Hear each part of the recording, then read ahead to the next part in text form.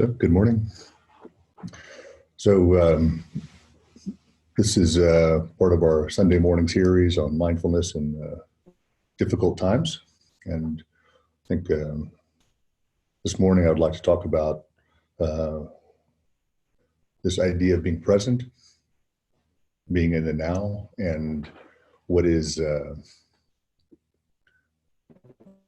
benefit of that, which is, I'm going to make a claim that it is the most important thing, not just in these times, but in any time, and exactly how to arrive at this in a way that perhaps I think most people don't understand, and I think most Buddhists also don't understand about being present and what that really means. So let's go ahead and just begin there about being right here, right now, and what does that look like to you? What does that feel like? What does that mean to be present? So if you have pen and paper, I think it's very, very useful to write down, even in the very beginning. Okay, so here I am, I'm being present. So what does that mean? Like, you're present. So does that mean you're like really here? You're really showing up? What does that mean? What does that mean? What does that mean? So because people use this term all the time, especially in these circles, I'm in the present, I'm in the now, I'm really here, or some people tell me that they're holding space for other people. I hear that one a lot. Let's say you're holding the space for me right now. What does that mean exactly? There's a lot of, I think, kind of, it's such an important understanding, and there's so much fluffiness around this that the importance of it is lost. The importance of what we do here is lost. So let's just take a minute to try to understand what people mean, because about every 10 years or so, a book comes out. It's a bestseller called Be Here Now, Now Be Here, Be Present, Power of Now. And I certainly hope that after all this talk about the now, that people really understand what they're saying and what they mean, and why maybe reading a book could be somewhat useful. I think maybe about 2% useful. And then there's the actual experience. And then let's start with because you're right here, right now. What do you mean exactly? What do you mean exactly? And if someone were to ask you, are you being present? Are you present? And you said yes. What does that mean? What does that mean that you're here and you're really showing up? So what do you think you mean by that? Because beyond just the cloudiness of the understanding of the present moment and being here right now, if you wouldn't mind just verbalizing it on paper, like, this is what I mean. This is what I mean. And I think that many of you will find yourself, supposedly who've been around a long time, and some of you even brand new, questioning, your understanding. Like, what exactly did I mean by that? What do I mean? Because it's a challenge. And it's the hypothesis of our morning, which is, and the hypothesis being, am I really showing up? Am I really present? And so let's question that. Let's question it. It's totally questionable. Are you present? What do you mean by that? So, like, most people would take a look around their surroundings and they think it's a given. Like, I'm just sitting in a room, I'm showing up, I'm really here. And then other people say that, and they even hold workshops on this, that are the most convoluted things I've ever heard, which is, I'm holding space for you. I'm just holding the space for someone. So go ahead and, like, I don't know, use your hand or something. Try to hold space. Go ahead. I mean, I don't know how you do it. You hold space, or maybe it's a metaphor for something.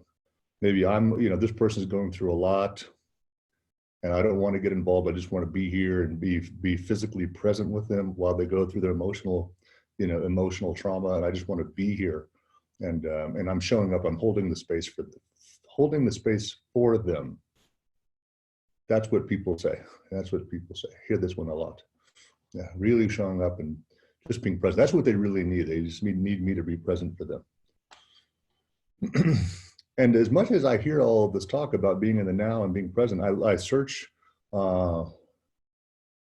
myself search in the text, all of the texts, for any talk about this in Buddhism, about holding the space, or in other types of spirituality also, that have been around for thousands and thousands of years. And I'm not finding any of these words or these terms anywhere. It's amazing. It's almost like something new has happened in spirituality. All of this talk about now and present and holding space. And but I guess maybe, maybe all the people who've been around for thousands of years they never really understood it like we do. Maybe it's like that. Maybe it's like that. Witnessing. I'm witnessing. I'm bearing witness. I'm bearing witness. What does that mean? What does that mean? Bearing witness, showing up for someone, holding the space, being present. And I'm saying this is extremely important conversation. So I think it's also extremely important that you must, of course, you must know what you mean. I think that's obvious, right? So if it's so obvious, please write it down. Please write it down. What does it mean for you to be here, be present, showing up? So, of course, all of this has, really come into question, and not just into question, but into sharp focus. Here we have this idea of C19, COVID-19, and all these great spiritual practitioners. What happened, what happened to all the pastors? I'll start with them. Of all traditions, Buddhist, Christian, Jewish, what happened to all the pastors who could perform miracles on Sundays? What happened? What happened to the putting of hands, and what happened? No, really, what happened? I mean, I can't wait for this pandemic to be over so we can get back to healing, so we can get back to really helping people. As soon as this thing passes, as soon as this little thing passes by, I mean, we don't want to look like we're just a bunch of snake oil salespeople, right? So hopefully, we can get this pandemic thing over so we can get back to healing people, right? This faith healing. So apparently, in all the prayer circles and all the mantras, 200,000 dead and counting, and all the people that they're going to school, or they were not just in that type of religious world, but in the New Age world. They were light workers, healers. Remember all those people, the Reiki masters? Remember all those people? Can we get some? Can we have you show up, please? Can we have you show up? I mean, with your light work and your healing, because it's not working. I mean, who are you healing? I mean, I hate to be candid. Some people might say coy, but I would say just, well, honest. What happened? I mean, are you going to keep going with all of this when the pandemic is over? Are you going to keep saying you're a light worker, even though when the times got tough, you healed nobody? You healed no one. It's like you never stopped anyone from getting sick. You didn't stop anyone from dying. You didn't stop yourself from aging. So what kind of healing is this? The mantras didn't, I mean, what can you say? I mean, if you hadn't done the mantras, that more people would have died? I mean, I mean, how irrational do you have to be?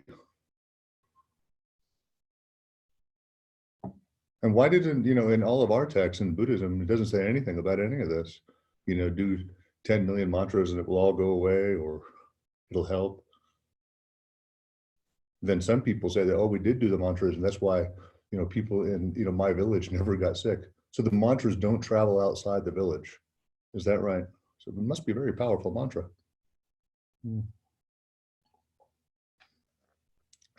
Must be very powerful.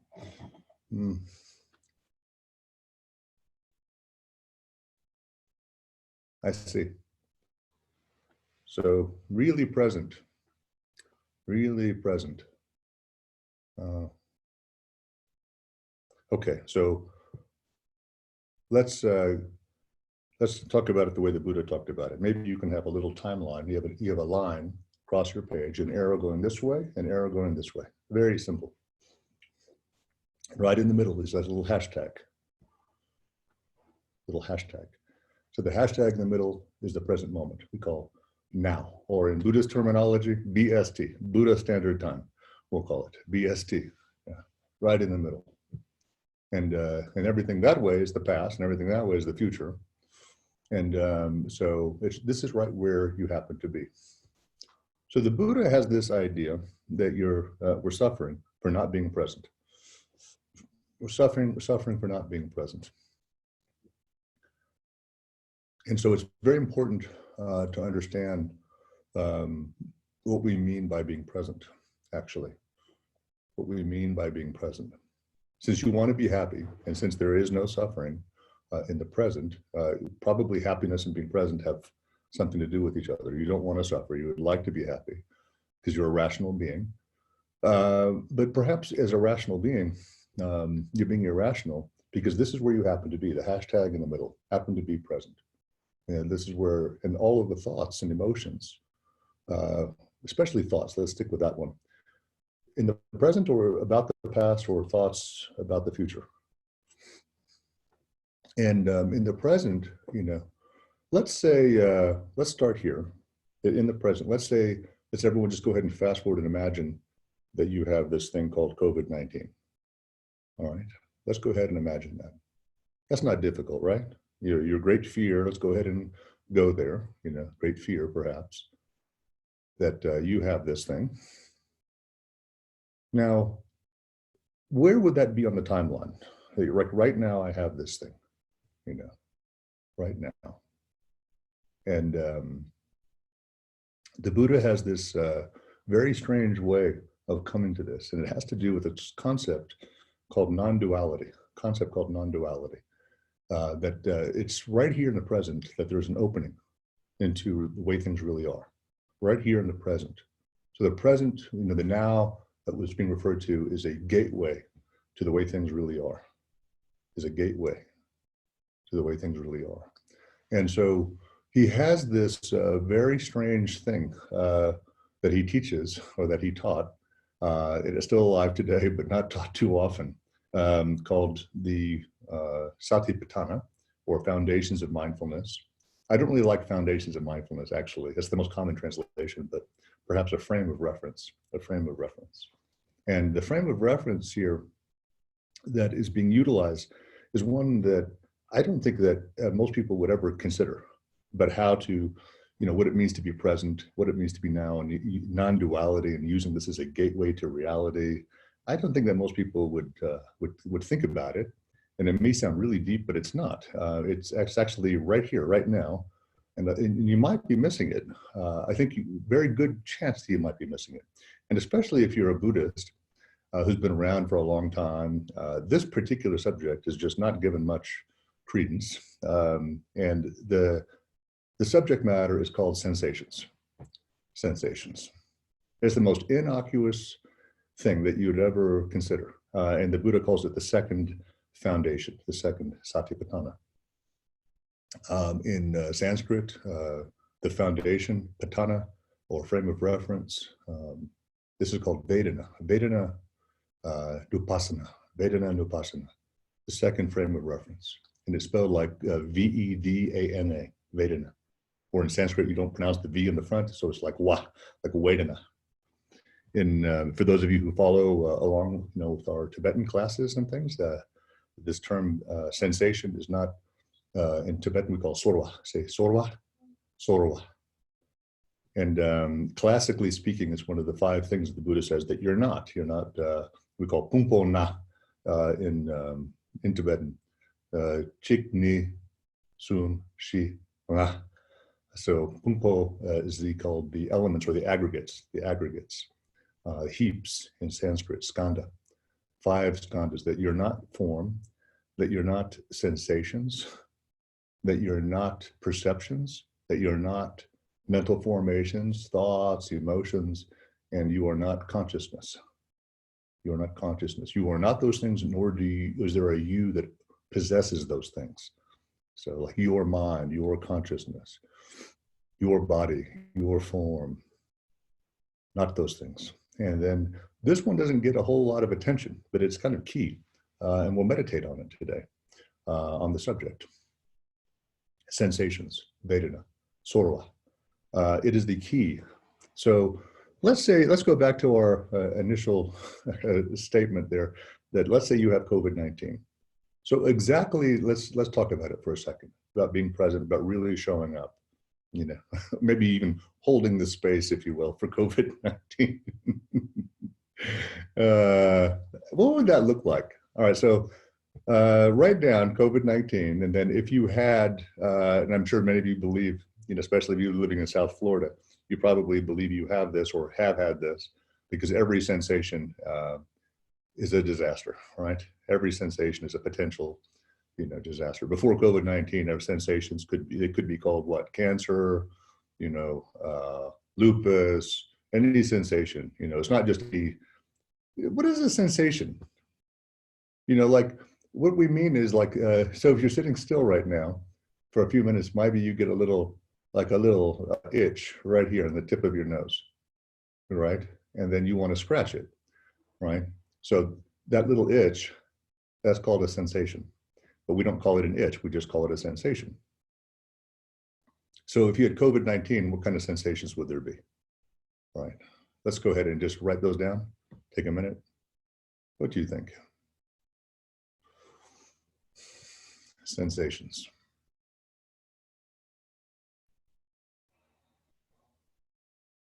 And so you might say like, you know, heavy lungs, you know, coughing, a dry cough, right? All the things you've probably heard about in the news. Like someone's got a belt around your chest and it's difficult to breathe. What else have you heard? Sensations, COVID-19 sensations.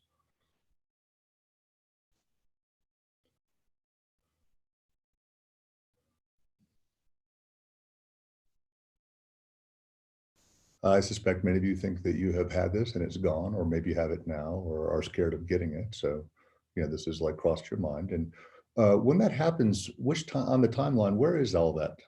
These thoughts that maybe I've had it, maybe I will, maybe I do have it now, maybe I will get it. Where on the timeline is all of this? Past, present, future. I think I had it. That's obviously thoughts about the past. Maybe I will get it. That's thoughts about the future. Maybe I have it now, right?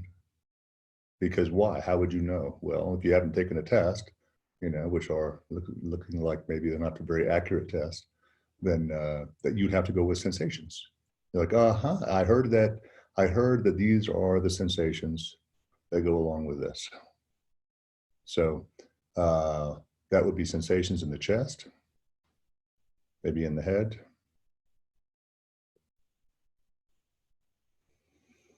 All right. This is what the Buddha is talking about. He's saying that let's bring all of our attention, you know, like this thing. Now we're getting close. This thing here, this little itch. Does it know it's an itch? So whenever you have like a little itch on the end of the nose, does that sensation know it's an itch? Or is that a mental assignment, the word itch to a sensation? Just ponder for a second. This is very important about all this in the, you know, be here now, now be here, power of now. This is what all this is about. Does this sensation know two things? Does it know it's on the end of the nose?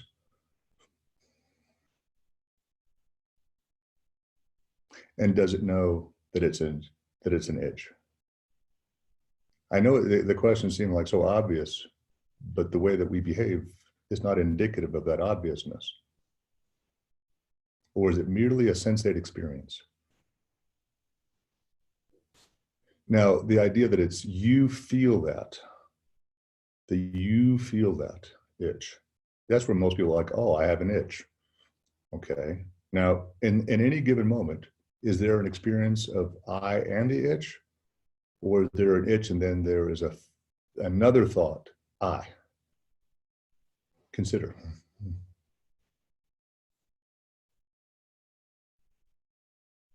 So at the tip of the nose, let's say that there's an itch, and then you are where? You're over here, separate from the itch. This is the called duality piece. You're over here, right, and the itch is over here, right? That's the idea. Now, again, I ask you, does this sensation know it's an itch? So go ahead and just drop the label, please. Drop the word that you've been trained to say, itch. Obviously, it doesn't know English. Obviously, a sensation doesn't know English. Clearly, you have been trained to say, when you were little, whenever it may have been, you have been trained to say, and it's somewhere deep in the recesses of the brain, we'll call it, deep in memory, you have been trained to say, when there is this sensate experience, we call that itch, right? We call that itch. But it has no idea. So if we want to be present, we don't make up stories from the past about the present. Please write that down. If you want to have an experience of what it means to be present, you can't bring in stories from the past. And this particular easy avenue to realization is like this. The word itch is something I learned in childhood. And I unconsciously have been mentally applying the word itch to this experience. And there has to be some sort of wonderment here, childlike wonderment, we call. Like, what is this, is the question. So write that down. What is this? Start here. If you want to understand your life, just start with a little sensation on the tip of the nose, please. If you want to understand your life, what is this?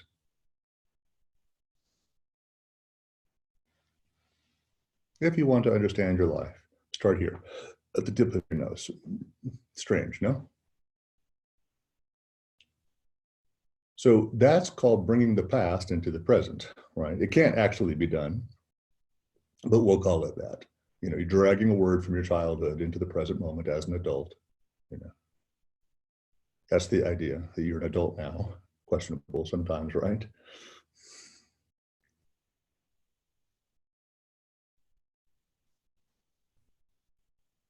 So go ahead and, what is this without the labels, without the things that you've been trained to say about it? What is it?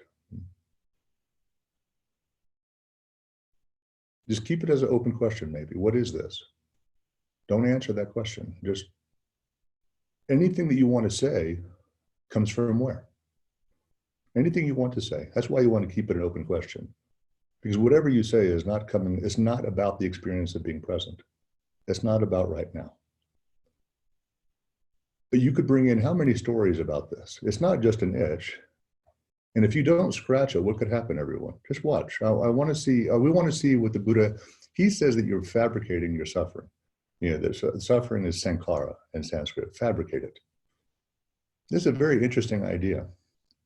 So let's say that is an itch. Let's go ahead and go there. It's not just an itch. It could be, and you've done this with COVID-19, you've done this with cancer, you've done this with many things in your life. It's not just an itch. It could be what? So please take a minute and write down all things that it could be. Obviously it could be everything from cancer to gangrene.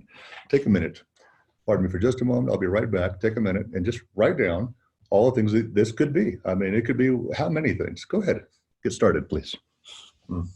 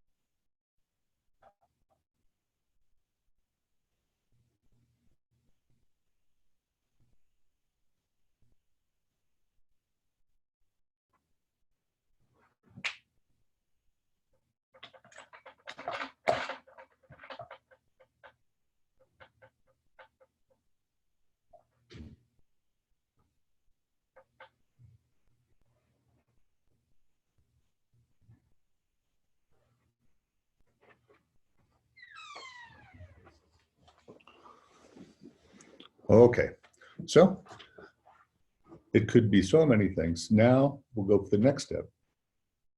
It's not just that these are stories; they're my stories.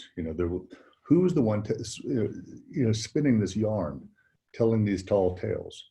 So look for that one. It's just so much assumption that this is an itch and so many other things, and that I'm the one.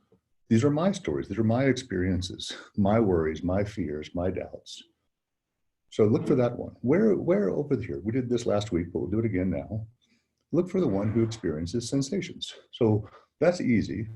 Imagine that you don't have to imagine. There's plenty of sensations to choose from, right? But let's say there's a sensation over here. Now look this way. Look inward and look for the one who's experiencing that. Where is that person? This is what the Buddha taught. It's very interesting. The one who is experiencing sensations. And also the one who is making up stories, sankhara, fabrications about sensations. Where is that one?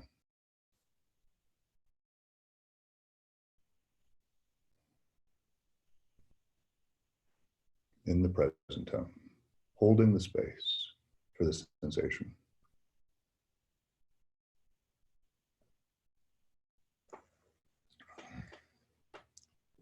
Is that right?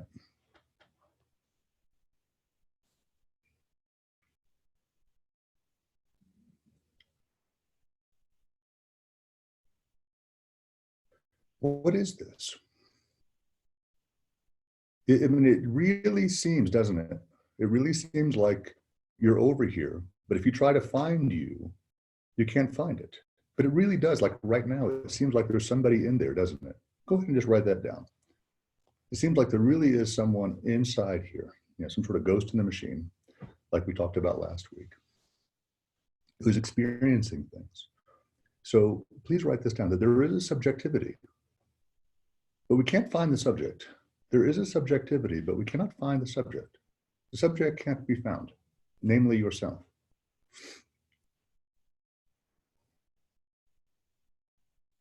So this is just very, very foundational about being alive, about being present, about being now, is that there is experience and it's subjective, but there is no subject that can be found. Subjectivity without a subject. That there is, so what is that subjectivity? That we deem as a word. It's not a thing. Not a new thing to reify. That's simply called awareness.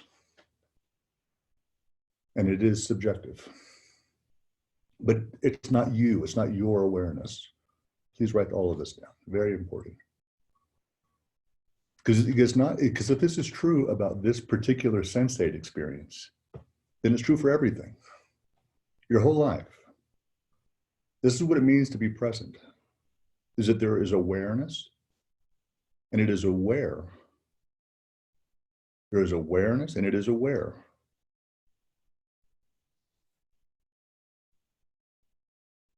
Now, if you were to drop all the stories about what it is aware of, what is it aware of? What is it actually? What is awareness aware of? And in its just an utmost simplicity, what is this? Now, even the word nose or tip of the nose, sensation on the tip of the nose. Let's just start right there. Does awareness know sensation on the tip of the nose? Tip of the nose is also those are just more labels. Tip of the nose. Those are just more, drop that. Just fully present without stories from the past. And we're just using the word sensate even, sensation, as a placeholder term. That's also just another word. Just utter silence, please. Fully present. So all this talk about people who've been around a long time and meditating a long time, we could apply this to that too. I was a monk, I was in 3-year retreat, I did blah, blah, blah, blah, blah. If you were to be fully present, would you ever talk about your life experience? How many years of meditation experience you had? And use this as an example to answer that question. You know, sensation, just simple sensation.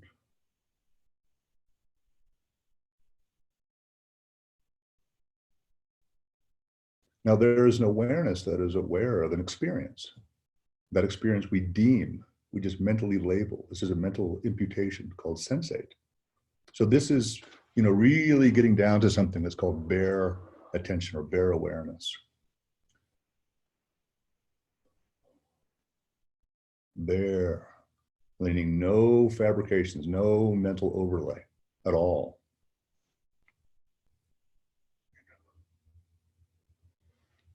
Some people ask, you know, do you need to be, you know, in a religion to know this? I mean, I don't know. What do you see right now? Is this a Buddhist experience? Is this a Christian experience? What kind of experience? I mean, you see how the mind wants to put this? As soon as I throw out a suggestion, the mind wants to label it. This is a Buddhist teaching, but that's another layer. Let go, relax.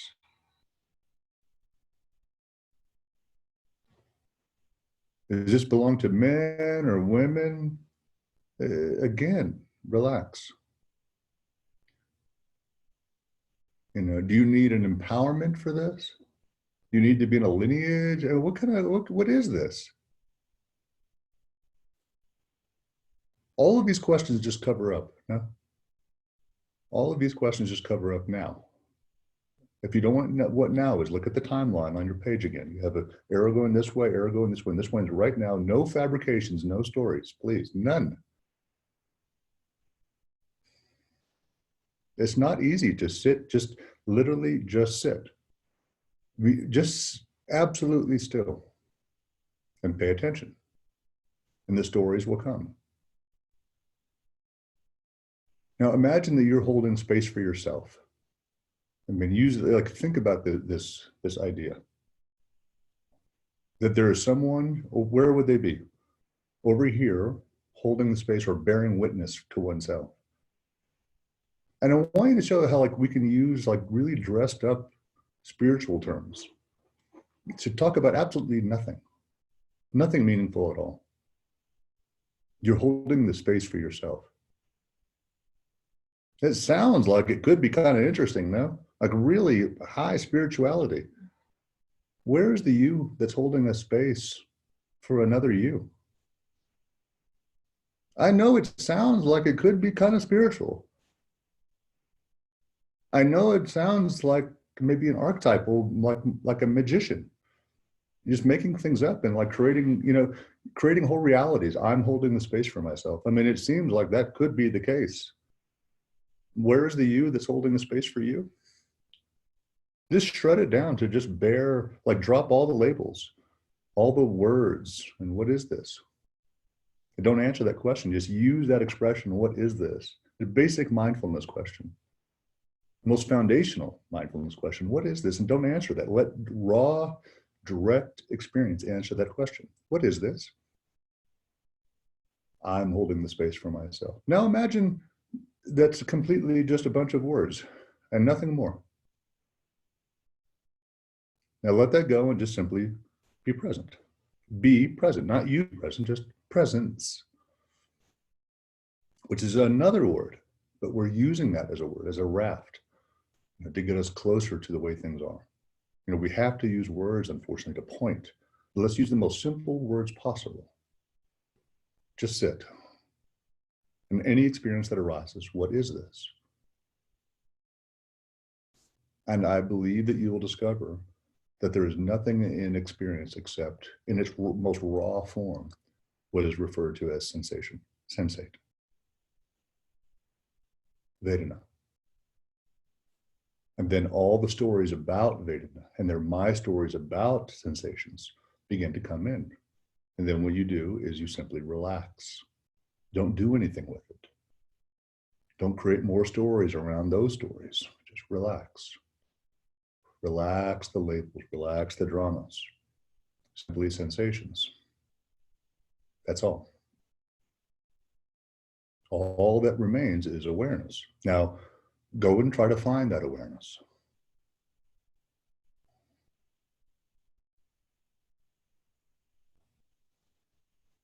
There's an awareness of, seemingly awareness of sensation. Where is that awareness? Look for it. Is it inside? Is it outside? Now, I said look for it means direct experience. Don't think about it. Oh, it's in the brain. It's synapse. No, no, no, no, no, no, no, no. None of that. Where is awareness? Like you were looking for the keys to your car. You don't just sit there and make up stories. You literally go and do something. You look for the keys. Here we're looking for awareness.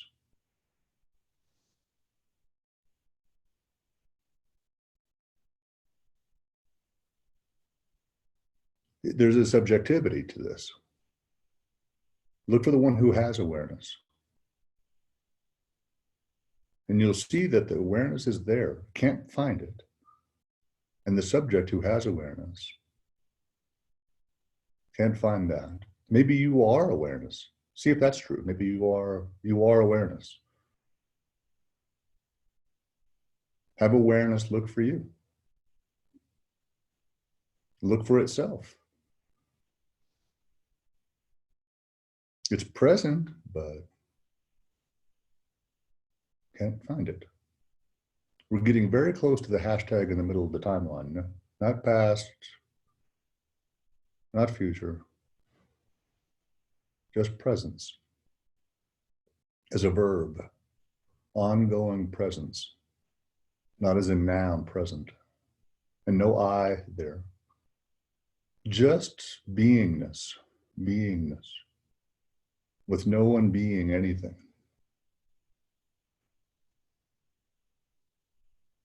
Utter silence, please. In the most famous book of last century in logic, the Tractatus Logico Philosophicus by Ludwig Wittgenstein, after this amazing treatise on logic, on syllogistic, deductive, and inductive reasoning, he concludes with that which we cannot know, or that which cannot be known, must be consigned to silence. The end of logic. It's right here. The end of logic.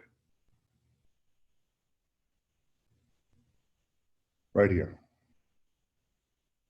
Any way to try to describe this is called a fabrication. Any sense that it's you who's fabricating, that's another fabrication. Rest. This resting and not fabricating is also called the unconditioned. The unconditioned. There's another name for this. Beyond fabrications, beyond conditioning. Now, this is the way things have always been, are, could ever be. It's just this. So you can see that if there had been awareness, that there was just awareness of this, how much suffering would there be in your life right now? If you were just to stop fabricating, and also stop fabricating the subject that fabricates. Just rest. In utter stillness, silence, like a vast still ocean, like a dead calm, an ocean without waves. Waves would be the fabrications. And you would be one of the concept called yourself would just be one of the waves. Let it just go flat, like a vast, dead calm, a still ocean. And not at night, but during the day. During the day. A still ocean is the metaphor for awareness. And the sunlight is that there is cognizance and awareness. It's like if the still vast ocean could know itself that this was awareness. It wouldn't use those words, but it would know. There'd be a knowingness. And that each wave, if it were to arise, would be its own expression, not separate from itself. Each wave as it arises would be known as not separate from itself. But the ocean would know that the wave is still part of the ocean. So there'd be nothing to do, nothing to do, just relax. The ocean would relax and the waves would be silent. And there'd be a knowingness about this. That's called cognizance. That's like the sun being very, very bright on a vast, still ocean. This is what is meant by the hashtag in the middle of your page, middle of the timeline, presence. Now you can call it a name besides awareness if you want. Awareness is just another label. You could call it Christ consciousness. You could call it Brahman. You could call it anything. The beloved, the divine. But whatever you label it, or whatever is labeled, is just another term. Yahweh, Jehovah, Allah. Release it all. And there's simply awareness that remains. But don't reify awareness as a real thing. If you do that, then it's missing it. Just another concept, another label. There's simply an awareness that knows. And so the entryway to this is simply sensate, experience. The experience of sensate or sensation, Vedana. This is the gateway. Sensations are always present, just right there in the middle of the timeline, right here. And then there are stories. And so it's very easy to catch. There are stories. There are my stories. There's stories about this person, and just drop all of it and just simply experience sensations. Sensate.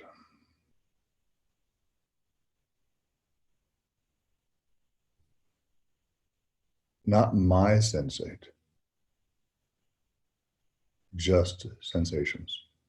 And then there's the endless sankara, the endless fabrications about them. When they arise, relax. Relax the stories.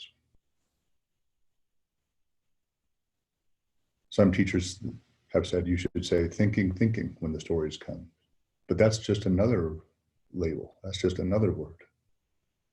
It's a placeholder term. So not even thinking, thinking. Relax. Just rest. And utter alertness, lucid, utter, vivid clarity.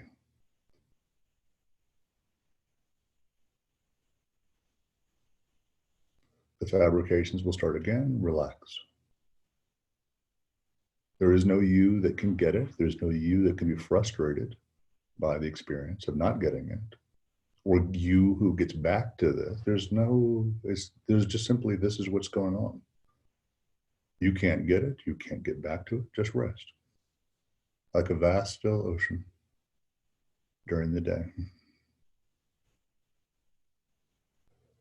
When the waves come, don't get involved. Let them just fall. Waves will rise and just let them fall. That's what they do. Don't try to make up stories about the waves. That's just more waves.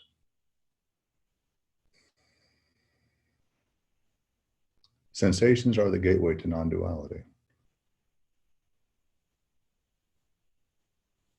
Vedana Nupassana.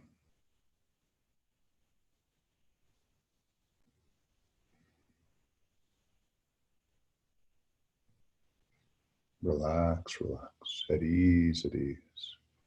Okay, so the power of now is not really a power.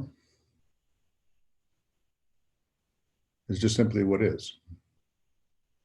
It's not a matter if you be here now or now be here, because this is all that there is. Whether you like it or don't like it or fabricate it or don't, it's not relevant. It's simply just presence.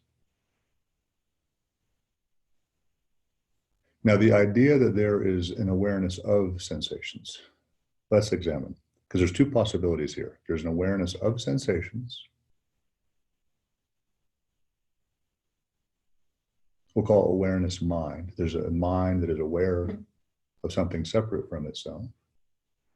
or the possibility that the mind recognizes the sensations are mind. So are sensations an object of mind, or are they mind? Let's get closer. Let's take a closer look at this very, very important distinction. Are there two things, or is there one thing? Is there duality, or is there non-duality? That's the question. So let's bring the most obvious point of attention again, right here, look, yeah? And there seems to be two things, an awareness of that experience called sensate. Seems to be like that. Now, if there is a recognition that there's awareness, then all the attention is that there is awareness. And then the next moment, there could be the experience that there is a sensation. And in that moment, that's all that there is. But is it possible, try, to notice two things at once, awareness and sensation? What would notice awareness? Look for that thing that would notice awareness. Go ahead. Is that awareness recognizing another awareness? Or is that awareness recognizing itself? Now that experience is called awareness recognizing itself. So please write this part down. This is called reflexive awareness. Reflexive awareness. Or in Tibetan, we call, please repeat, rong rik, self-aware. Self-aware, reflexive awareness. The reflexivity of awareness. Reflexivity is like, if I hit you just below the knee, the patella, and then the knee jerks up, the knee doesn't think about that. It just, it's reflexive. This is the same thing. If awareness tries to recognize itself, that is called self-aware. It's reflexive. There's no effort needed. So anytime awareness tries to recognize anything or recognize itself, that's awareness. Now, the confusing part is we call it self-aware. Now, usually self refers to I, me, my, mine, the subject, namely the first person noun called your name. All right. In this case, self-aware does not mean yourself. Self refers to awareness. Self refers to awareness. Rang in Tibetan, R-A-N-G. That's the subjectivity that's experienced, that most people confuse that subjectivity of awareness. They confuse for themselves. They confuse for themselves.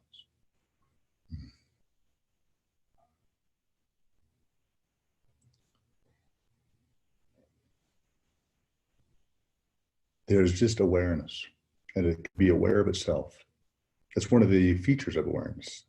It can be aware of itself. Awareness can be aware of awareness. So go ahead, there's awareness present, and try to have an awareness of that awareness. One easy methodology to point to this is simply to try to notice, like the belief system that many people have, is that awareness is located in the cranium, in the brain somewhere. So go ahead and just, when there's awareness, which is right now, look behind the eyes. Look for awareness behind the eyes, please. And then rest. Like your eyes are wide open, please. Don't close the eyes. Now look backwards and rest. The direct experience, don't think about what's back there, just look. That's a very close proximity to awareness of awareness. Now try this, awareness of sensation. In the same way that awareness of awareness is not dualistic, that's non-dual. What about awareness of sensation? So first, let's go back to awareness of awareness. Look behind the eyes one more time. Awareness looking for awareness, please. That's called non-duality. Not awareness is aware of something else, it's aware of itself. Self-aware, wrong grit. Now try this, awareness of sensation. Is that duality, or is awareness of awareness and awareness of sensation? Is there any difference between those two? Is the appearance of a sensation, is that awareness or not? Is that mind? Or is that something separate from mind? Look to see. Imagine that there's a sensation right here.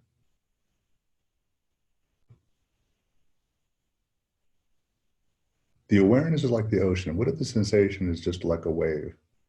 Is the wave separate from the ocean? I'm asking you a very simple question. Are all appearances mind? Or separate from mind? Or objects of mind? Or are they mind?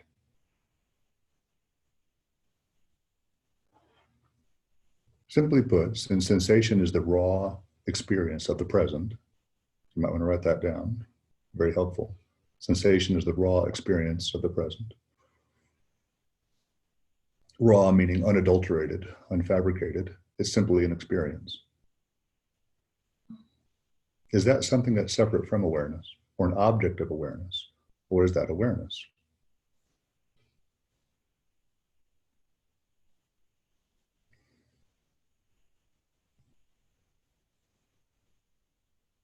Is that just the movement of awareness? The seeming movement of awareness?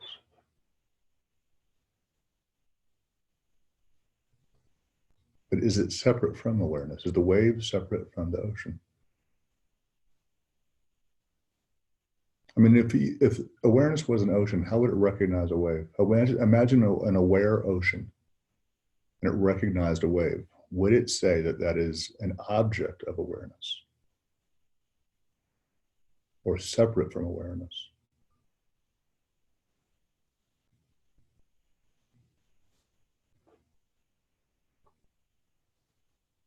If there was an aware ocean, imagine that awareness, this vast thing called awareness, is aware, like an ocean.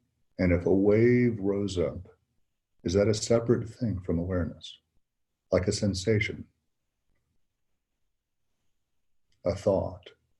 All the fish in the sea, the millions and billions of things in the ocean, are they separate from the ocean?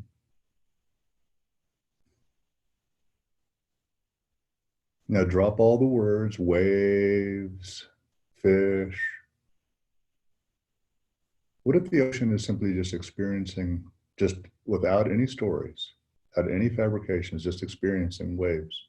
And it doesn't say big waves, catastrophic waves about my finances. Imagine an ocean that doesn't make up stories about its own waves. This is, I don't know about my future. I don't know if I'm sick. I don't know if I. What if the ocean doesn't take possession? I, me, my, and mine. What if it's just an ocean, just awareness? And the self, the subjectivity that's felt is not you. It's simply the ocean.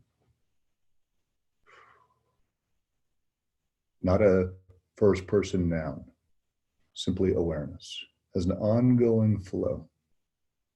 As an ongoing flow. And that any experience would be recognized as itself. Please write that down.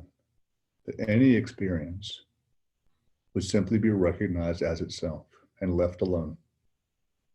Nothing to do, nothing to abandon, nothing to reject, nothing to fixate upon, nothing to catastrophize everyone, nothing to catastrophize, nothing to label.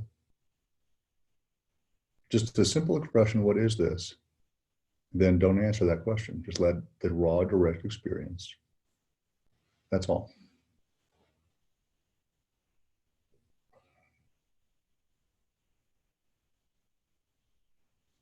So what is present is the experience of sensate. And then there are all the stories and fabrications. So for example, if there were the idea, if there was not recognition of this, if awareness didn't recognize itself, we call that a state of ignorance. If awareness doesn't recognize itself, we call that a state of ignorance. Or in Sanskrit, ignorance is called avidya. In Tibetan, marigpa, M-A-R-I-G-P-A. It's when awareness doesn't recognize itself. and when it doesn't recognize that all appearances are mind, inseparable from mind. So take a look around, what seems to be your sitting area right now, wherever you are. Now, it seems like you're the one that's aware. So drop that and just let awareness be aware, which is all that's really happening anyway. You don't like you have to let it, See, there's no one holding the space of this, is there? There's just simply an awareness of space. And that space is not separate from awareness.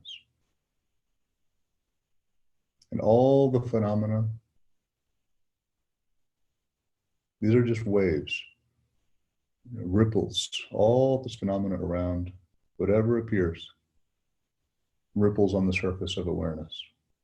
The beings, what are called living, what are called non-living, non-sentient, all appearances of awareness.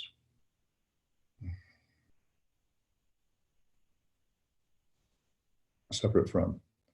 So there's no one here holding the space. And you can't get to this. You can't be separate from it. It's always just like this, always just like this. Unchanging. Relax into recognition. Relax the identity that keeps itself separate from this recognition. Relax. Alert, clear, and cognizant. Relax.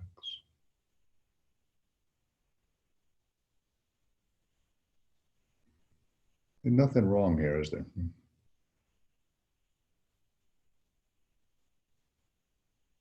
Nothing particularly right or wrong. It's not an ethical or moral issue. It's just recognition. No labels, please. So you're not holding the space for yourself, and you're not holding the space for anyone else. All the spiritual mumbo jumbo. Just relax. Nothing to Reiki here. There's no light working here. No crystal magic. There's no one even getting older here. There's no one getting sick here. There's no one dying here. Totally unconditioned and unfabricated. Just experience what's being experienced if you drop all the labels.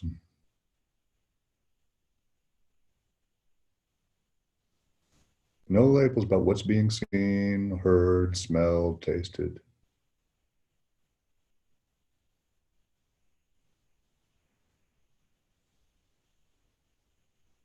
Just sensations. You could even label them if you wanted, pleasant or unpleasant, or neither pleasant or unpleasant, pleasant or pleasant, but those would just be more labels. Just raw, direct experience, please. Relax. Raw, direct experience.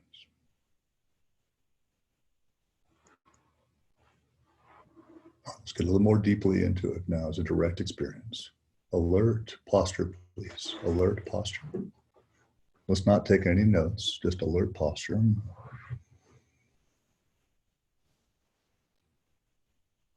There's a sense of presence, not just an awareness of this form, of this sensation, these sensations that are attributed as a form.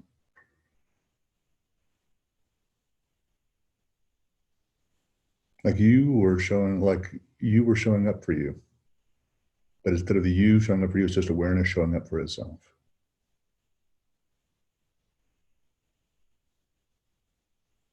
Don't try to control anything. Don't try to regulate anything with the breath. Just let whatever fears or trepidations, anxieties or doubts just release. Anything that doesn't have to do with just simply being present. You can sort of breathe in refreshingly and exhale, releasing everything. No stories. Just soften the body with the exhalation. Let the chest soften. Shoulder blades soften. Relax. Just awareness is aware right here. And there's something very nominally precious just about being here, which is where awareness happens to be. A sense of presence or attentiveness. It feels subjective, but it's not you as the subject. It's the subjectivity of awareness.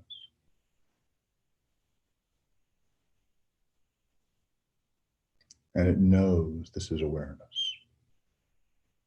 There's a mental knowing called cognizance.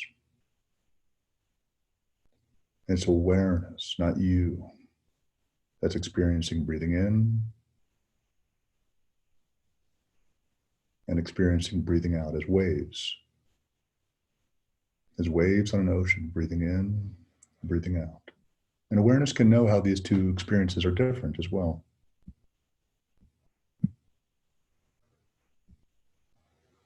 And there's an awareness that there's a deliberateness here. Awareness is cognizant, it knows how it's engaging without stories this time.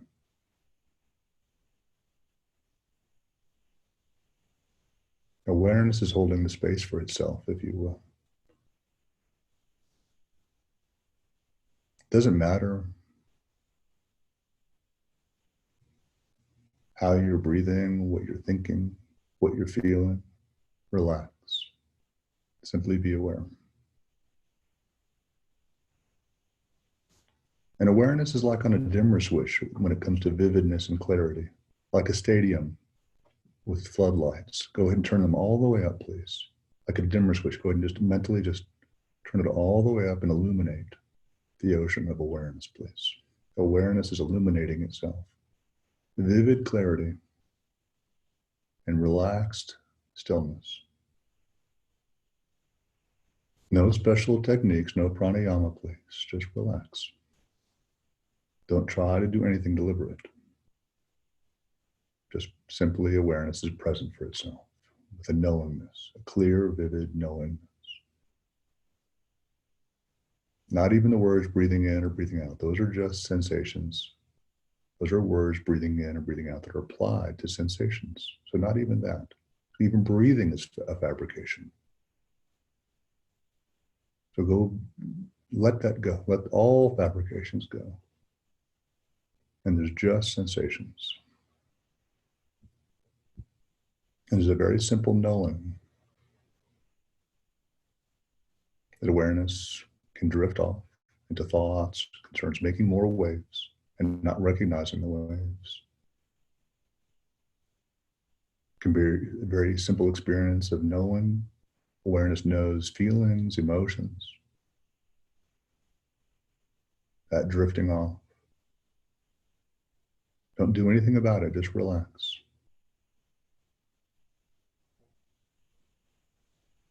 You can be totally present in a very calm, relaxed way, in an embodied way. The ocean is embodied. Not you in your body, the ocean is embodied. Recognizing itself in all phenomena is inseparable.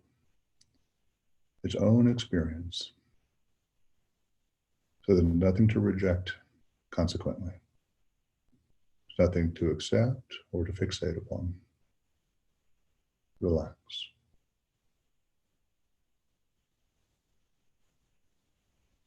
And if there's any other way that's being felt or uncomfortable, there's a knowing of that. It's a very simple awareness of that, not for or against any experience, please. Complete equanimity, not neutrality, but equanimity. Not like you care or don't care or are indifferent. Just equality, equanimity, a great equanimity, maha upeka, maha mudra. Not for or against or indifferent toward any experience. A simple recognition that experience is awareness. That is great equanimity. All experience is just an expression of awareness itself.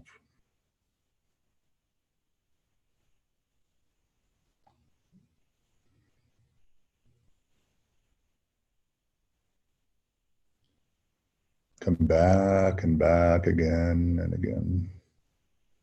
Let the waves rescind, let them crash, and that's what it means to come back. Back to the ocean of awareness.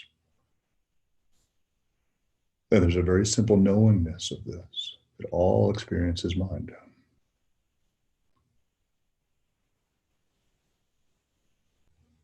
Not just inseparable from mind, but is mind.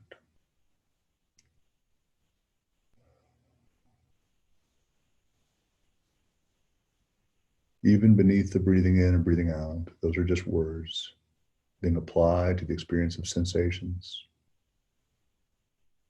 that are applied to more words like lungs filling up, expanding, contracting. Those are just more words. They're overlaying on top of sensations. They're simply sensations. Like awareness is the field.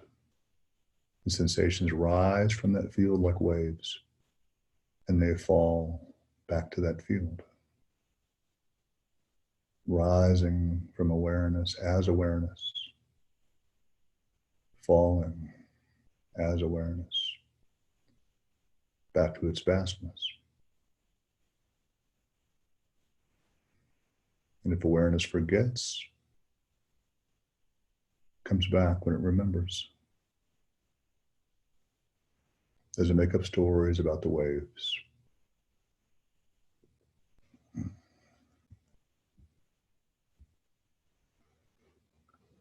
The wave is attending. Another way of saying it's the way the ocean is attending to its waves.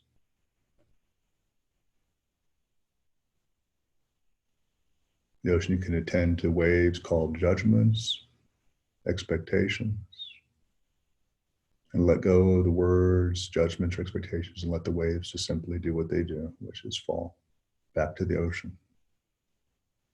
Never separate from the ocean. And letting things happen, letting things be as they are, without fabricating, is also known as compassion. Not making up stories is called compassion. The wish for myself not to suffer, beginning there, and then expanding it out to the idea of others not suffering. But awareness and compassion can't be separated here. The ocean that recognizes is just waves coming and going and not making a big deal, not making up more stories. That's compassion, which is very different than an egoistic person having compassion and holding this space for another. It's very, very different, although exactly the same in its ultimate expression. At ease, the ocean is at ease with all of this, the waves coming and going. The ocean of awareness is at ease when it's still. The ocean of awareness is at ease with the unease when there are waves, lots of waves. Not being caught is compassion.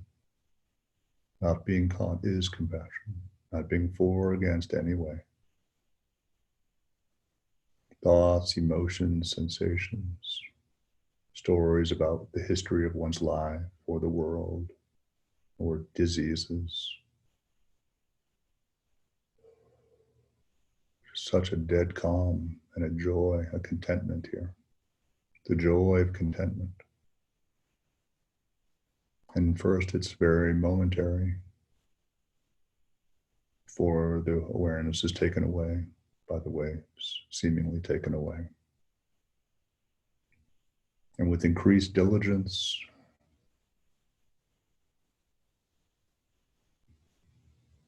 that momentary joy and contentment becomes minor, and the waves rising and falling become a cascading joy.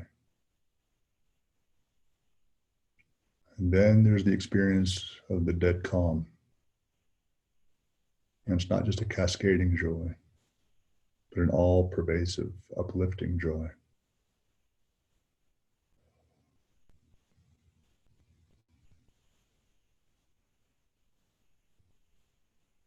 But all of these stories that we tell ourselves have no inherent basis, no inherent reality.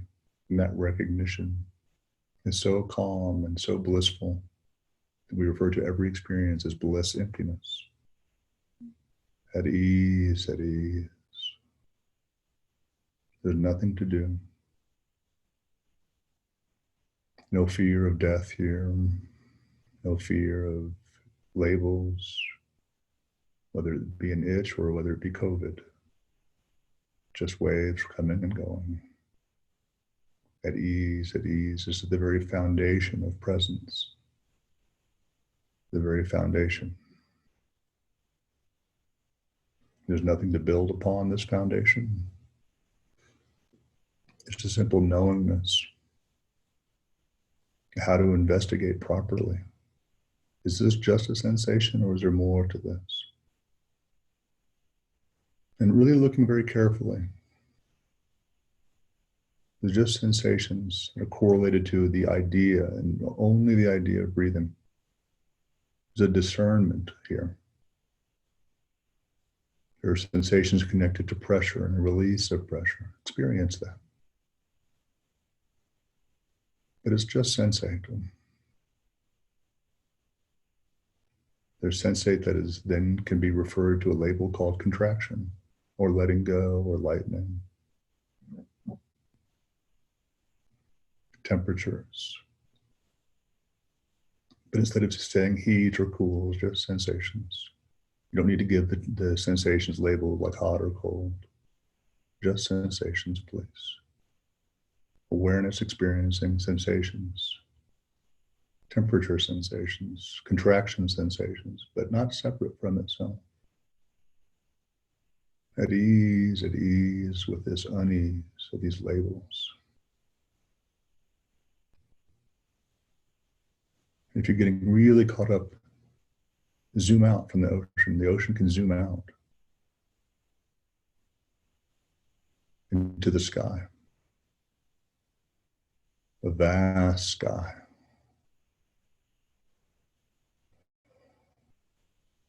Like it's looking down on the ocean. But that sky and the ocean, like right at the edge of the horizon. The sky and the ocean cannot be separated, actually.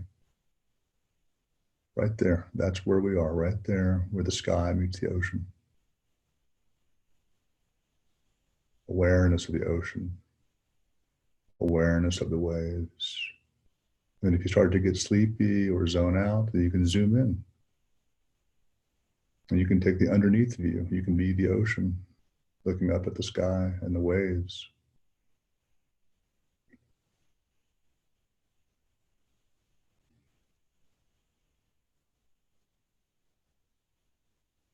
Awareness is universal. It can take any angle it wants. See its own reference. Like a magnifying glass looking at the details, or like a telescope zooming out.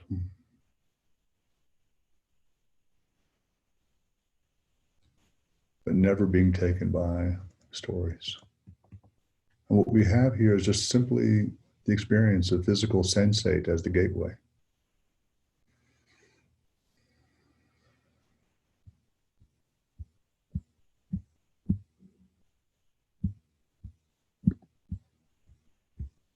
The real deliberateness of remaining right here.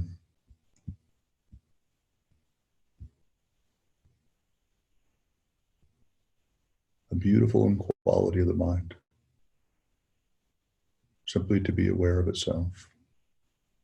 Revealing itself with more clarity and more detail. And the immediacy, not with what you prefer or dislike.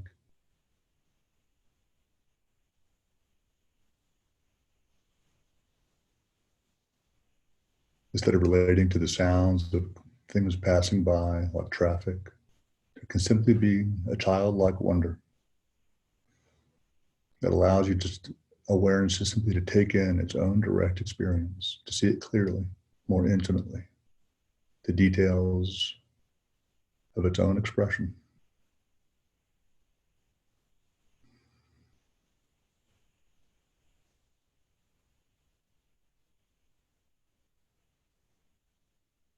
Now I could ring the bell right now, but that would just be another wave. Or we can just maintain this, without having to demarcate meditation from non-meditation. It could just simply be the experience of an ongoing flow, an ocean experiencing waves. And if you're not careful, you could turn on the news and make up stories about other experiences that are just sensations, presidents and diseases and pandemics. And once you enter into that world, which is a world too, that's called the deceptive world. So write that down. Write that down.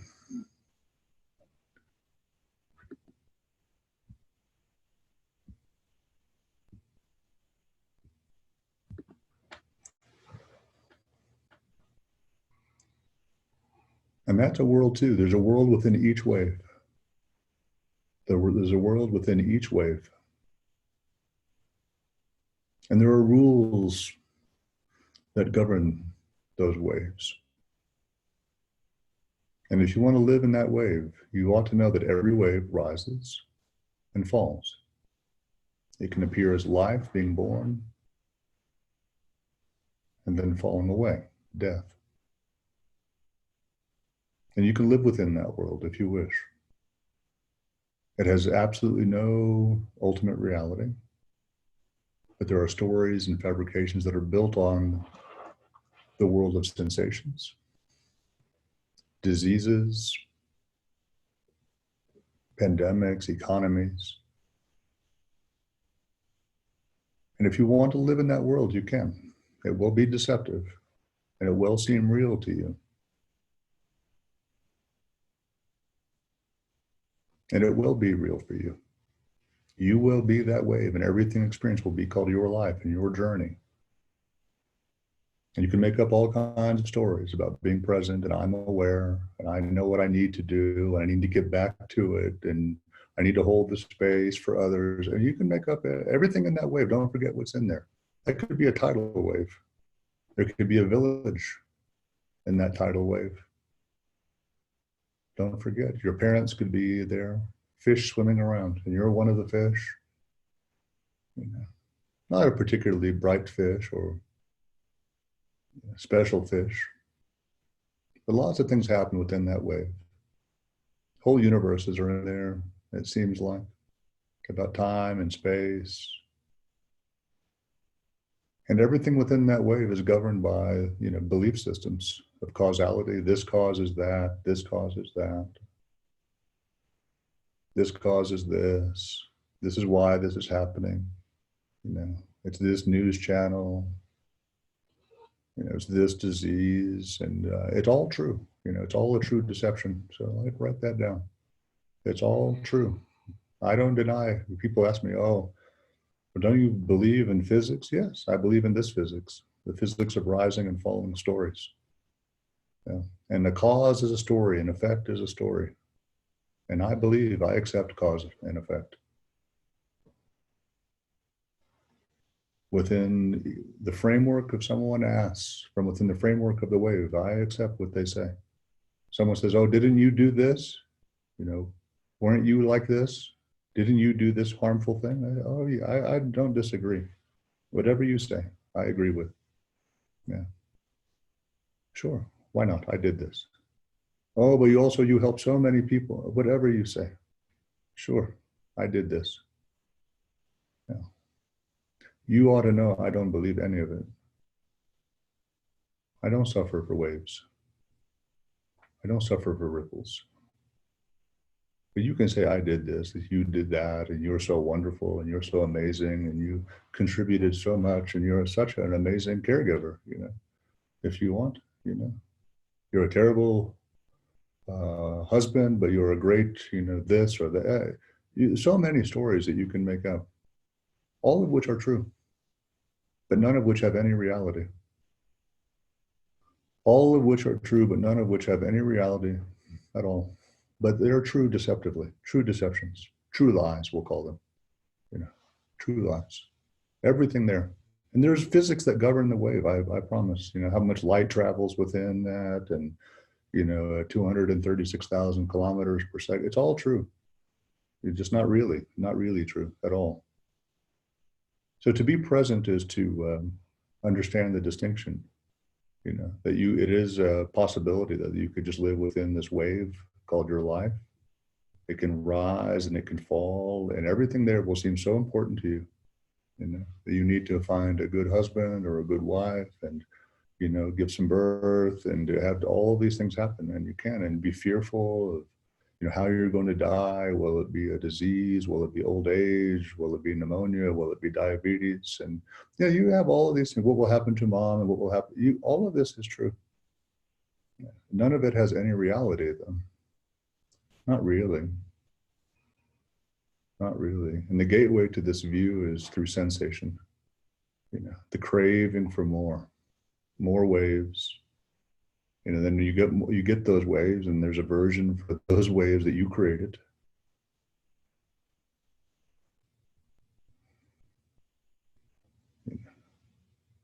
And then ultimately, none of it's true. And so both are true. The ocean is true, its ultimate reality, and the wave is also true. Those are deceptions.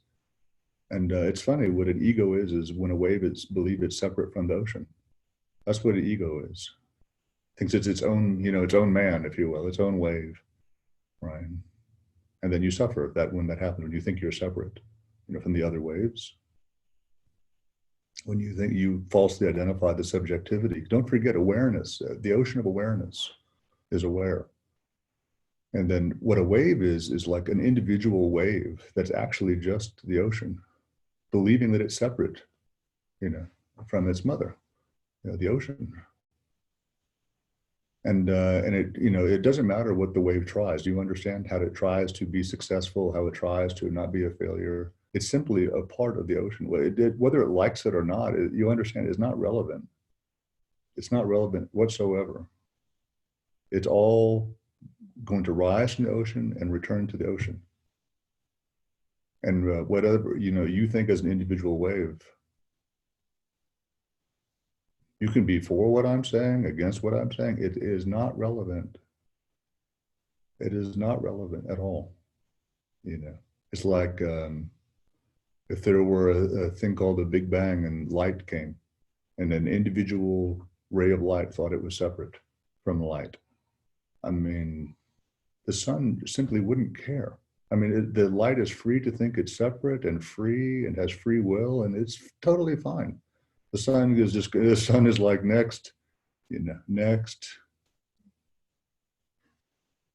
You can call it a virus if you want. It has absolutely no idea, that it's out there killing people or hurting people or people are scared of it. It has no idea. No, you can relax now. And whether you get this, you believe you get this disease or get that disease, this wave is falling. It will go home. It will return home. So you can think of each wave as a child, and the ocean is the mother. And the wave as a child can recognize itself. You might want to write this part down. This is important. The wave can recognize itself also.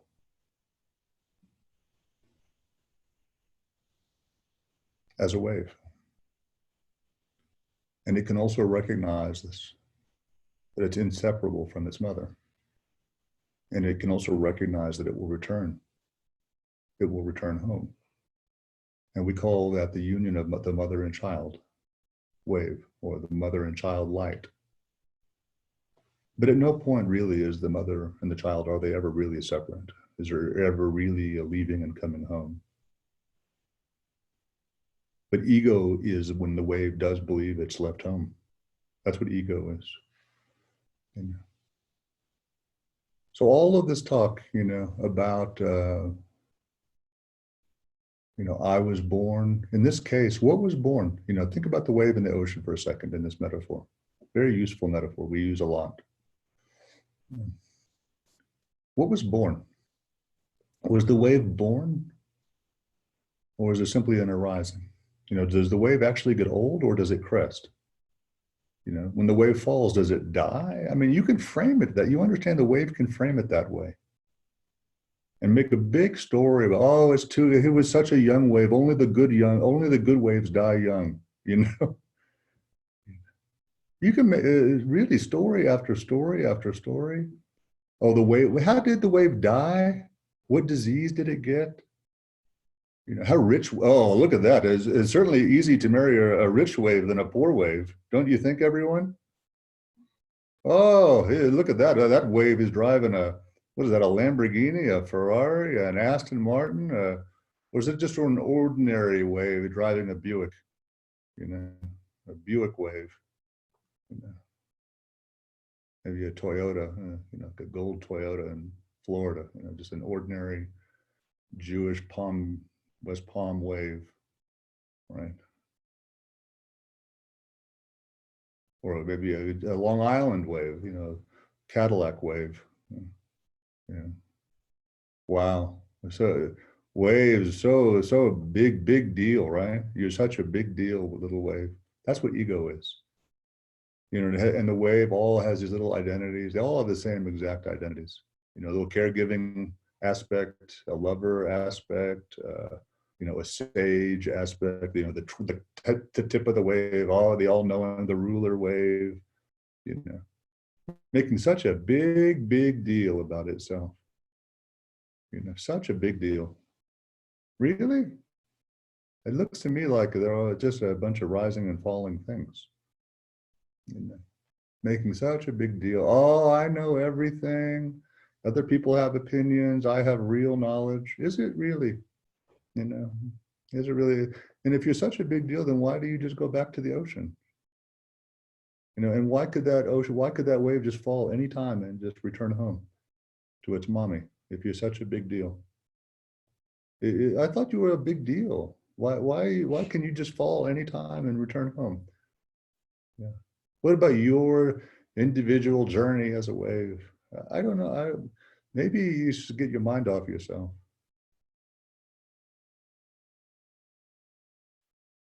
Maybe you're not such a big deal. Maybe you're not going to get a disease and die, and maybe you just come home. Maybe you never left home. Maybe the very nature of the wave is not separate from the ocean.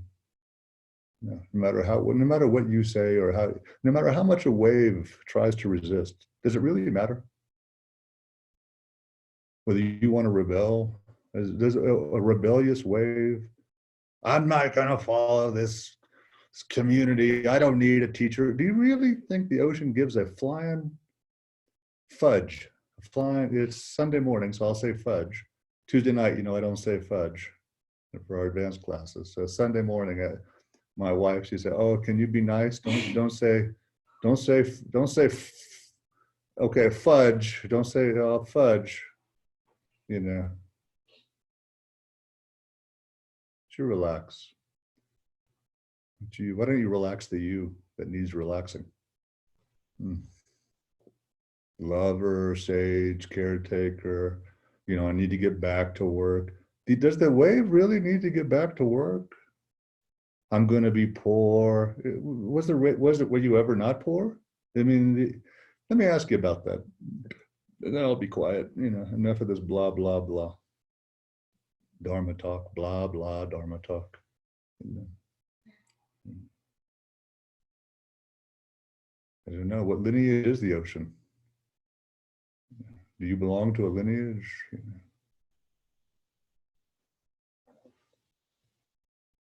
How about the lineage as awareness? And ego who tries to hold this lineage is out of their mind. It's like a wave that holds awareness, as a wave that holds the ocean. That's nonsense. This doesn't belong to anyone or anything. So let me end with this. What all of this talk, this nonsense talk about abundance and manifestation? Another crappy idea of spirituality. Can a wave manifest? What about abundance? What does the ocean ever think about? Like, I think I need to be a little more abundant today. Does the ocean ever think like, I think I need to manifest some waves? What all this hillbilly talk about manifesting? These hucksters, shysters, selling you this nonsense. Look around. Is awareness separate from anything? Or is this, look around, is this abundance? Is this ocean not enough? Now, what kind of shyster as a wave thinks I need more water? I need more salt. Yeah. How can I profit from this? How can I monetize this? Ish. I'm telling you, the things that pass for spirituality, light worker, really, go ahead and heal this. Heal the problem where there wasn't one. There's no problem here, little shyster. There's nothing you can do here. It's already done. The way the ocean is the ocean, there will be plenty of waves. There's nothing you can do. You can't do anything. You can relax, stop making up stories that cause your suffering. You can do that. But if you don't do it, it's not going to make any difference. Not ultimately. You can suffer for nothing if you want to. So there's no one, you understand, who's making no one's manifesting. You can't find anyone. You know, that idea that you're manifesting is like a wave that's separate from the ocean that wants more ocean. That's what that is. You know, you go around, oh, I'm going to be a level 8 manifester. You're a level 8 shyster is what you are. You know, a huckster. You know, no one's manifesting anything. You can't get more. There's no more abundance. Abundance is all around you. It's when the wave wakes up and recognizes itself as a part of everything. That's abundance. You know, once you stop this spiritual nonsense, things that pass for spirituality, there's nothing to be healed here. The healing is in the relaxing into recognition. That's all. That's healing. When you recognize there's nothing to heal. These stories, these, you know, next we have whole therapies and medications. Now the ocean's filled with medications. The ocean on Prozac. Hopefully it's a more stable ocean, right? Less, what do you call that? Ocean that has, what is it? You know, is it the ocean that has a chemical imbalance, or is it the wave that has a chemical imbalance? You're so important. You have so much anger, you know, an angry little wave. You think the ocean gives a rat's ass? Oh, I shouldn't say a rat's arse. Pardon me. Sunday morning, rat's arse. You know, you're so upset. Oh, the ocean is so concerned. Yeah, you have so much anxiety. Each wave that arises, what will become of me? Let me help you. It's going to fall down. Yeah, every wave goes back. Yeah. Yeah, all the anxiety was a big waste of time. All the anger, oh, I can't believe it shouldn't be like this. I thought the stock market could only go up. I'm so mad. You know, here I am. I thought I was about to retire my whole portfolio. You know, the ocean could care less.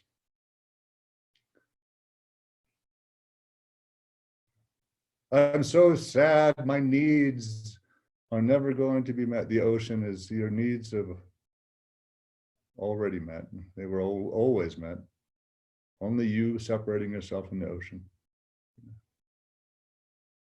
I'm so ashamed. I should have known better. You know, the ocean is like this. Yes, you should have, stupid wave. Imagine the ocean could talk to the wave. Oh, you're a moron, right? You're a moron wave. I did this sex act, you know, I can't believe it, you know. I watched porn. Yes, the ocean is so concerned, you know. The infinite, timeless ocean is so concerned with your unbelievable weight that you carry on your shoulders in the form of shame. Oh, it's so worried. It's so worried that it says, come on home now, you pathetic little thing. Relax. No destructive emotions. And then the wave erupts. What do you expect me to do? Just sit around and relax? You know. You expect when this whole COVID thing is over, I'm just going to stay home and relax? You know, live simply. You know, I learned so much from this experience. You know. Yeah. Do you think the waves ever learn anything?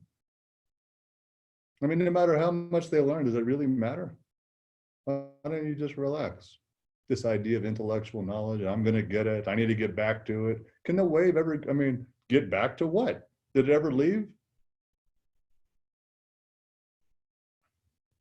It's like going down into the basement and thinking you left home and you need to come back and you're like, okay, I'm home again. The basement's part of the house.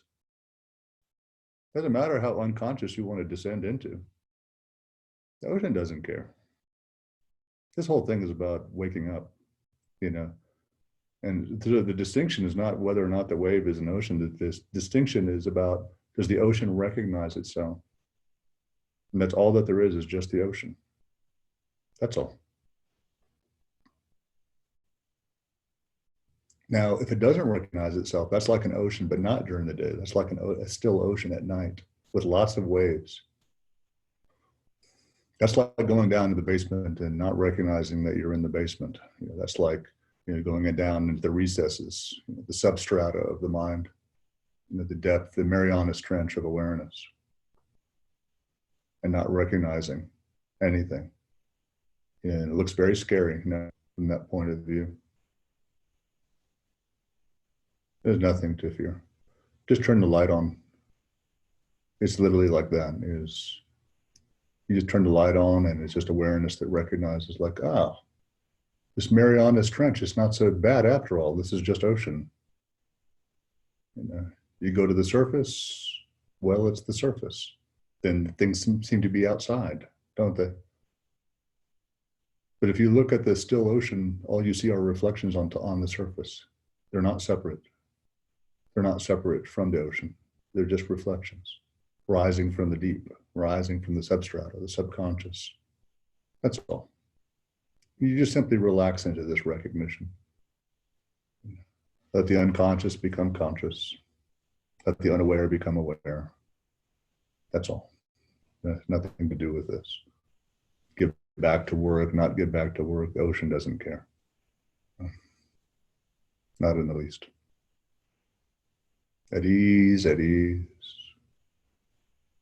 Have a sense of vastness, please. You know, turn on the right news channel, the oceanic channel of awareness.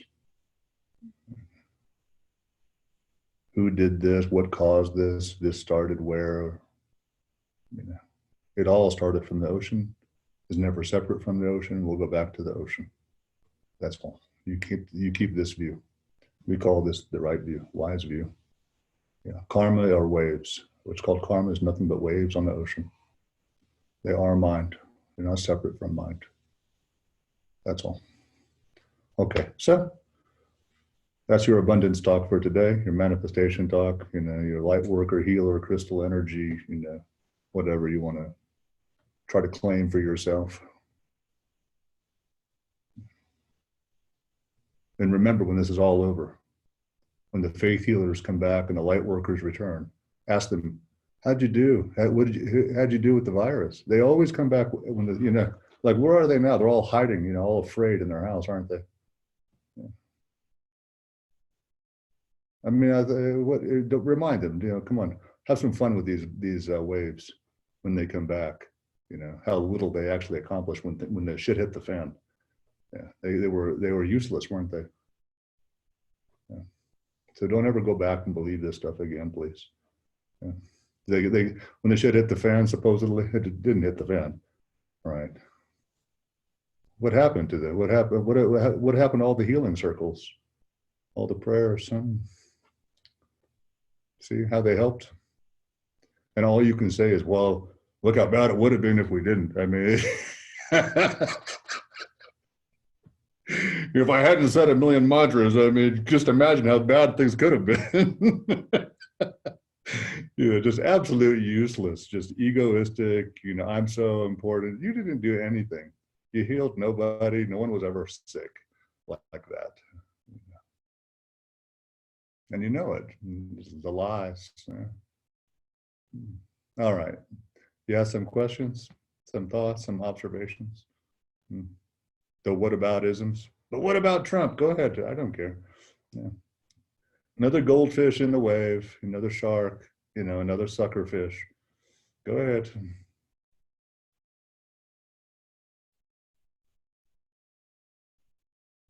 Yeah, good morning, Michael. Good morning, Rabbi.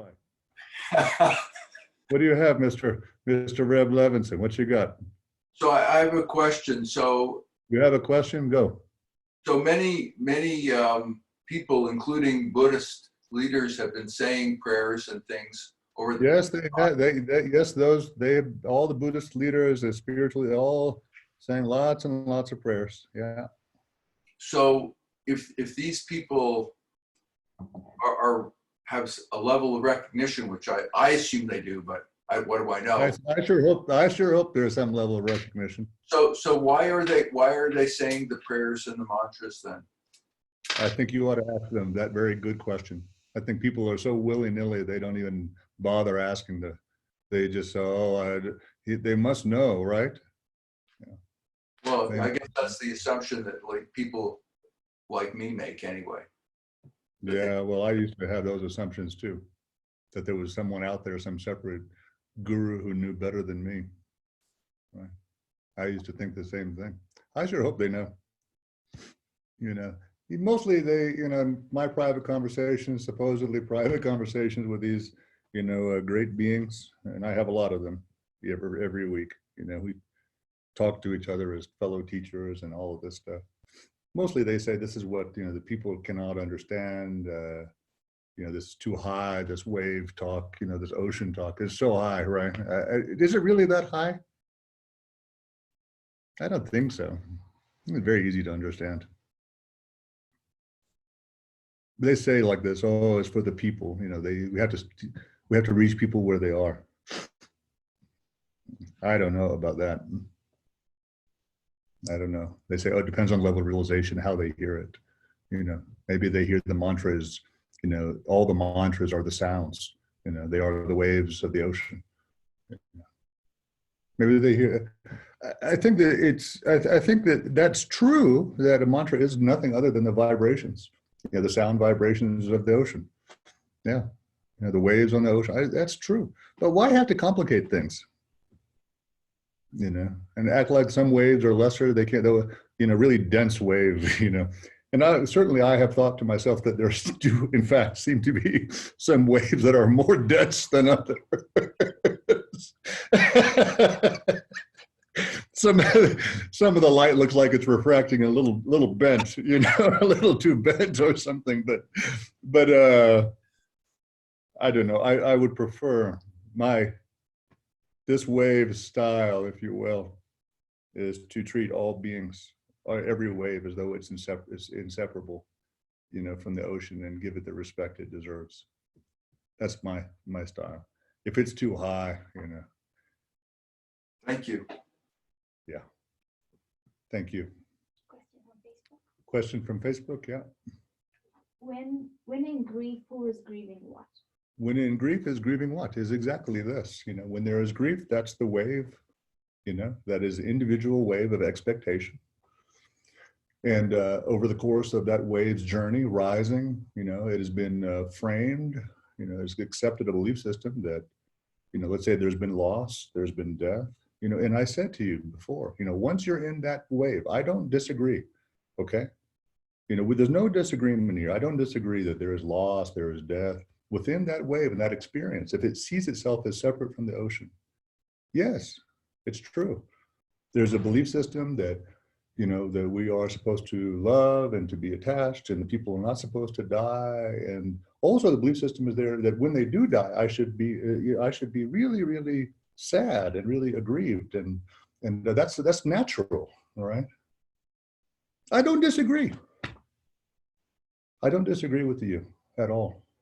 Within that perspective, that deceptive perspective, you ought to know I completely agree and I empathize, totally. I'm not blasé like, oh, this poor wave doesn't see correctly. I know the experience. It seems very real. The stories seem all too real. I'm not separate from that. I feel that, It's very important, not to bypass and to always be the ocean that doesn't feel the expression of the wave. It's very, very important.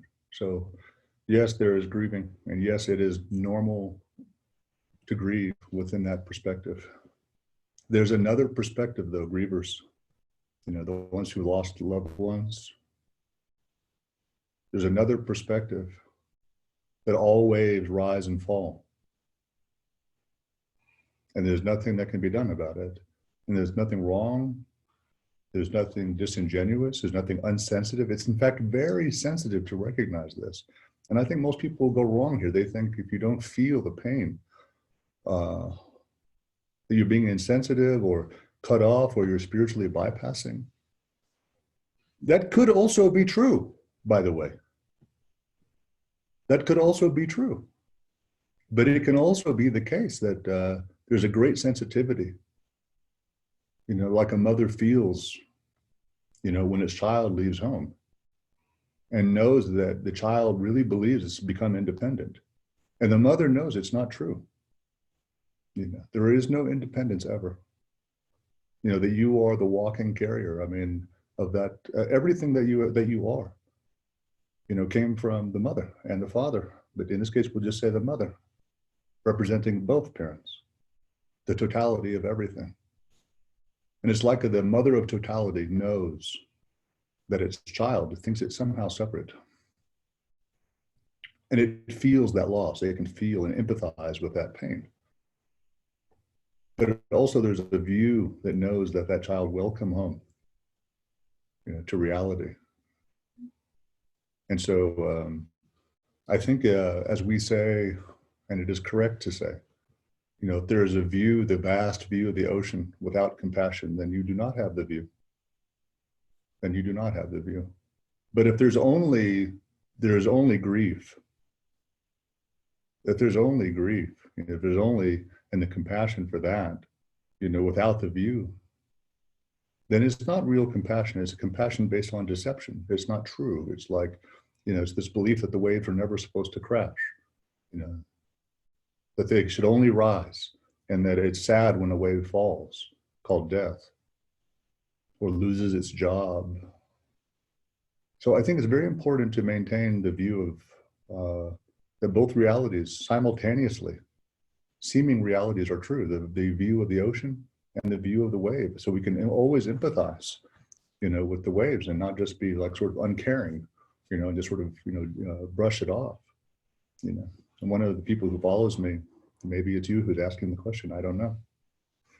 On social media, his son's 18, 19 years old, died, 2 days ago. He took a picture of his son, all on the respirator, and that was it.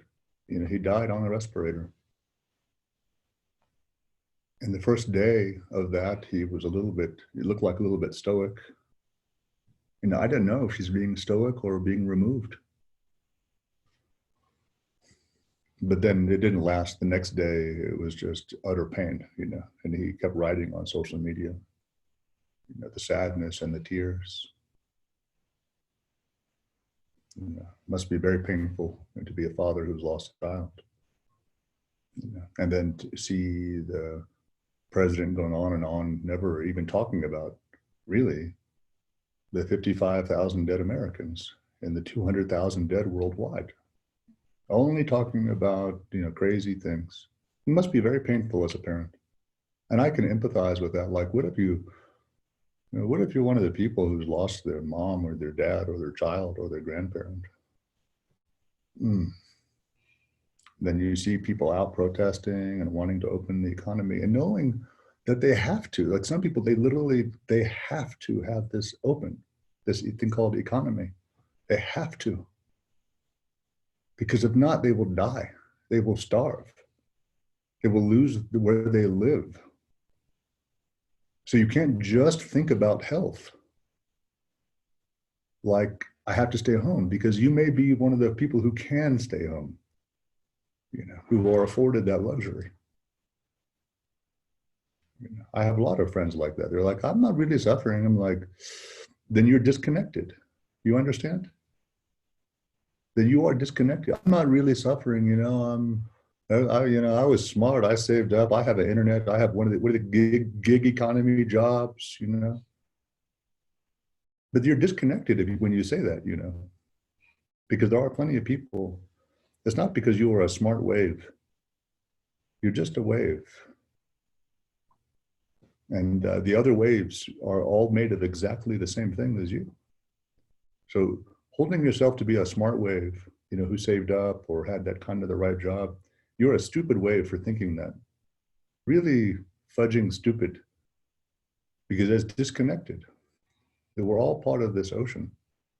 Each individual wave, and each wave rises and falls the same way. We all rise the same way. We all fall the same way. And then at the falling, you don't, when it goes back to the ocean, you don't raise your head up one last time, right? And say, I was a smart wave. Everyone loses everyone. Everyone loses everyone and loses everything. But you're not smarter, don't forget. You're not more intelligent or lucky. And to think of yourself that way is terribly egotistical. So you have to be very sensitive. So is there grieving there? Yes, there's grieving. For the loss of attachment to the way you thought things were and the way you thought things were supposed to be. And it's extremely painful. But there's also the view of the ocean. Vast and still, and nothing is separate from it, and nothing ever really rises away from it or falls back. It's all just ocean. And that brings things into perspective. And that's all actually we call ultimate reality. In Tibetan, Dundam Dumpa. There is nothing but mind. All appearances, all the waves are mind.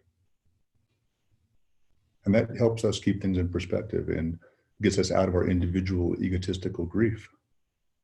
So yes, I say there is grief. And yes, I say it's very real for you. And I also say that this pain will not last. No matter how bad you may think it is, it all goes back to reality ultimately. And you can take that perspective anytime you want. You don't have to wait for the wave to crash called death or the end of a job or whatever. It's always present. The ocean is always present and it's right here. And your gateway to that understanding, to that view, is sensation. But if you only maintain the view of the ocean, you will never have the experience of empathy, of love and compassion. So both are required. So you're not rejecting, even though it's a deceptive reality, it's very real for the waves or the beings that are experiencing that. And to stay disconnected from that is not true. We have to connect to the deception. What's called the relative world. You have to connect to that in order to understand the ocean in its totality. You have to understand the waves. If you only try to understand the ocean without the waves, that's called, resistance, bypassing, staying away from. The mother wants to understand its children and all of its infinite varieties. And it does, it sees itself. So yes, it's deceptive, but it's true deception. And the pain and the grieving is in there, and we don't reject that. All right, so thank you for your question. I hope that helps. Yeah. What else, anything?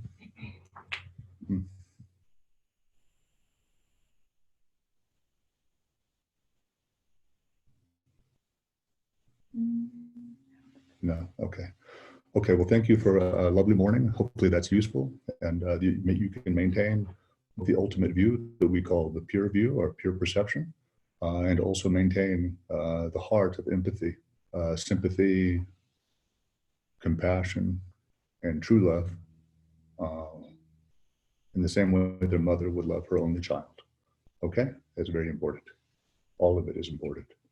But holding the deception without holding the ultimate view is wrong. And holding the ultimate view without understanding the deception and empathizing with the deception is also wrong.